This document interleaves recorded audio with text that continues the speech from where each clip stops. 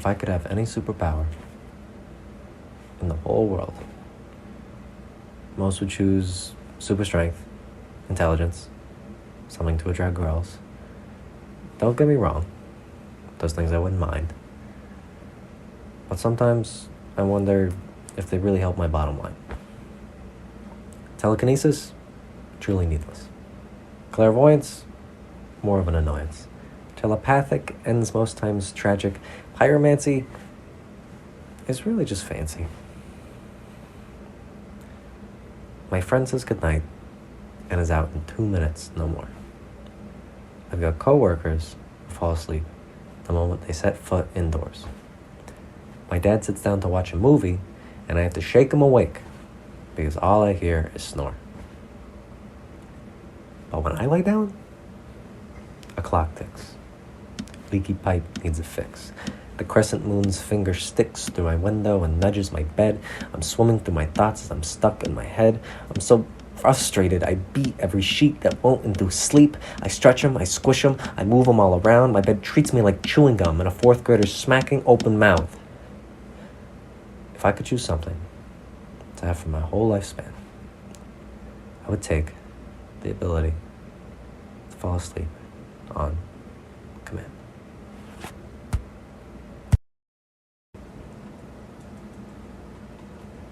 I like the rain, but she does not seem to reciprocate.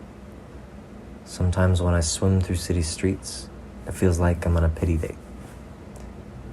I know she's in love with the earth, the way she leaps from the skies, gracefully descending, confident the earth will catch her, just as gently. I watch them blend into each other, angrily resenting. Am I just a detour to you? You roll straight off my skin to soak into the dirt. How the fuck do you choose dirt over me? Bitch, I wrote love songs about you. Pink post-it notes cluttered my bulletin.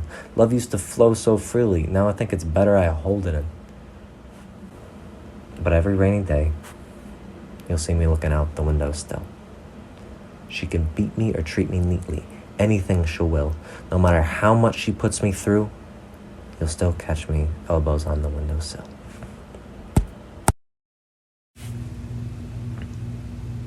Without any trees in my sight, without any clouds in the sky, tonight feels so intimate. The moon and I.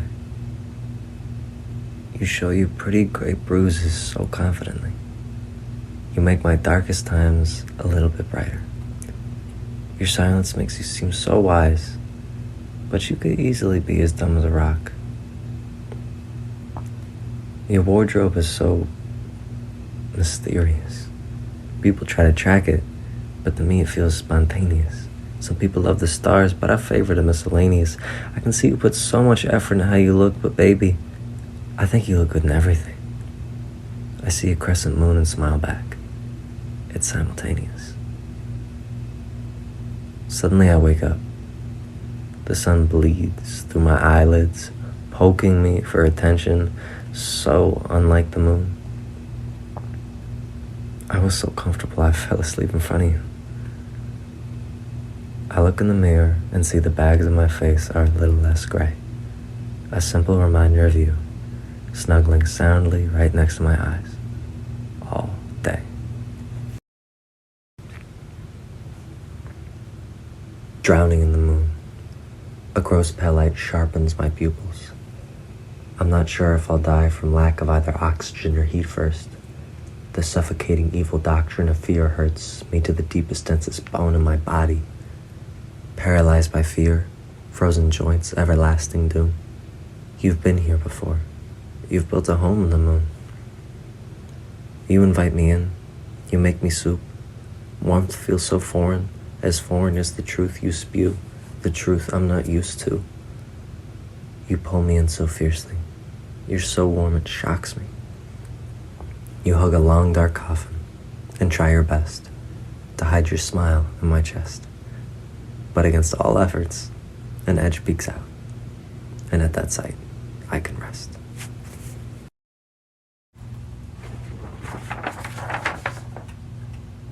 Man in the tree. Good morning.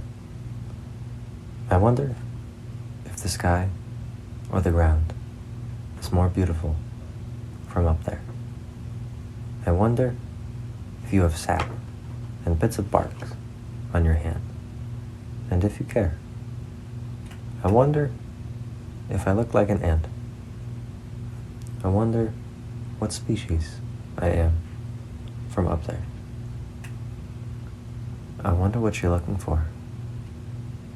I hope you find it up there in the tree. Sincerely, Man on the Ground.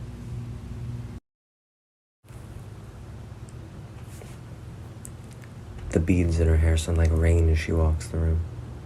Flowers lean towards her. She makes eyelashes bloom. Attention is hers. Sometimes she just lets others borrow it. Her heels look like a stretching cat. She needs the floor around me as she prepares to nap. I pull myself up by the edges of a crescent moon and walk out the room. Because I know what will happen if I stay. I blow away the flower hiding under my nose. I know better than to take her home. I know what happens when I pick a rose. I can try to water it, buy some nice fertilizer, a pretty pot too, but the rose will always die before I can die too. I notice my necklace tighten around my neck. Suddenly, my bracelets are short handcuffs chained to my ribs. My knees conjoined to my shoulders, and my clothes child-sized. Under pressure, deep cracks run quick through brittle things, so I break my bracelet, burst my belt, rip my shirt, rip my hair, crack my glasses, pop my necklace, and I can breathe.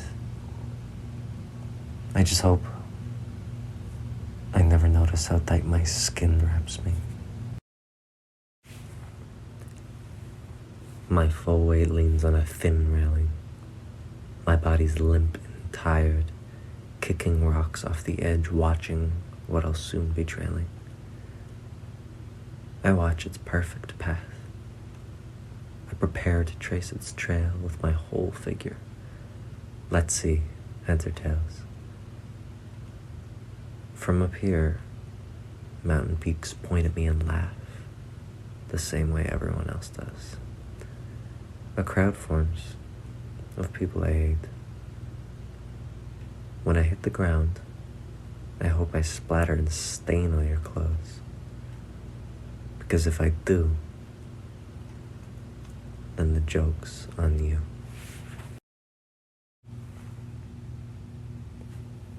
Submerged in oil. A foreign cooking oil. It's sticking to my skin. It's hard to move through. I can't breathe. Well, I haven't tried yet, so I wouldn't really know. Before I'm brought to a boil, and my innards feel a turmoil, it's nice for a minute. It's warm. It's just as hard to move through, but I'm no longer concerned. Supported instead of trapped. Coddled instead of strapped. I lift my feet and just float. Before I'm brought to a boil. An empty club without lights is like a girl without makeup. It's worse. To some people, but not me. Her floors look so much bigger without the crowd. She's so much more dark and mysterious when she isn't loud. Some garbage swept on the corner, next to an empty trash can, a bare, folded up concession stand. You can read all the initials and curses carved into the wooden walls, numbers and symbols tattooed onto the blue stalls. If you take a step back, together they all spell out loneliness. But I bet if they knew the real you, they wouldn't have cut you. They wouldn't have been so pissed. She showed me the spider webs on her ceiling. She opened a few of her doors I had my foot in. Her curtains aren't black, they're actually a dark red. And did you know the floors we were jumping on were wooden? Scraps of torn clothing placed all across the room, scattered stains of beer, blood, sweat, and every other liquid, shoe scuffs on the floor that look like a Jackson Pollock. This is all the markings of a room full of assaholics. She may have showed you her ass, wrapped in needlessly expensive spandex, but you never got lost in the curls of her natural hair, never listened to her silence, never stayed long enough to care. She never asked if you wanted coffee with her morning breath. She never told you she loved you with a gentle caress. Never listened to the heavy wind whistle through the cracks of a wooden window. They whisper something you'll never forget. The whisper is something you've longed to wish for, something you'll never get. I can't feel my legs. I think they blew off with the rest of the plane. I wouldn't do anything if I had them anyway, except maybe kick myself in the head. Drowning in darkness, the air bubbles don't even know where up is, so they sit still next to me, just as scared. The breeze floating around me. It's hard to see, just gray splotches poking out of the black. They look like gross, deformed jellyfish. I think they're too scared to move too. I'm actually glad I don't have legs. I don't have to be scared a squid or shark is gonna drag me down by the ankles. Boy, am I relieved. It's so dark, I can't tell when my eyes are open or closed. Maybe the fire burned off my eyelids. I guess I don't have to blink anymore. Another major hassle checked off the list forever. I hope everyone else died quickly. There could be someone else, 3 feet in front of me, and our eyes could be pointed directly into each other's, and we would never know. The air bubbles just got up and left. The debris just started moving, and my chest hurts so bad. A very white piece of debris is getting closer to me. I hear the faintest screams, muffled by so much black. The last thing I wish is to tell whoever is screaming that I hear them. The white debris is a lot bigger than I thought. My jaw starts to hurt. The white debris gets closer and closer as I realize the screams are coming from my own bloody, darkness-filled mouth. I open my eyes and see a bird-shit white ceiling with familiar cracks. I feel under my thumb the snooze button to my alarm clock. I lay under a crumpled sheet, dry and disappointed.